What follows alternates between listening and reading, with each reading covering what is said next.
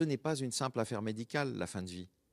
C'est votre droit, c'est votre liberté, c'est votre choix. Donc c'est une question éthique, c'est une question citoyenne et il faut qu'on entende enfin la parole de celles et ceux, qui meurent et la parole des Français parce que c'est une des rares questions sur lesquelles il y a quand même un consensus dans le pays où 96 des Français dans un dernier sondage sont favorables à une loi qui légaliserait l'euthanasie et le suicide assisté. C'est parce qu'ils savent qu'on est un des pays où on meurt le plus mal, tous les rapports l'ont prouvé et qui veulent avoir cette possibilité. Pourquoi la loi n'avance pas? Quels sont les freins aujourd'hui dans notre société?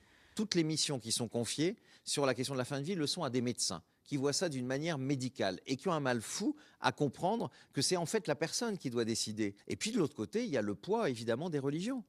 Où on voit paradoxalement, et pas seulement sur cette question de société-là, qu'on a aujourd'hui, et notamment un lobbying extrêmement puissant, avec évidemment une puissance financière derrière de l'Église catholique et des religions en général.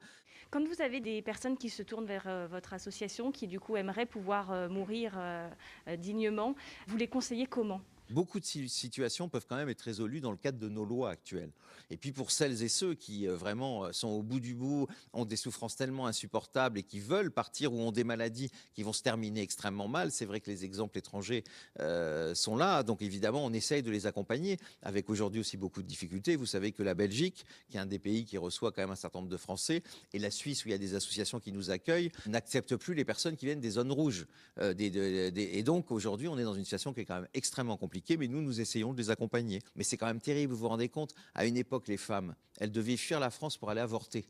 Elles allaient en Angleterre, elles allaient en Suisse, elles allaient aux Pays-Bas. Bah aujourd'hui, vous avez des Françaises et des Français qui n'ont pas d'autre choix que de fuir, voilà, comme des parias, leur pays pour aller tout simplement achever leur vie, pour éteindre la lumière, pour mourir entourés des leurs parce que les jours qui viennent ne sont plus que des jours de souffrance et qu'ils ne veulent pas vivre ces jours de douleur et de souffrance.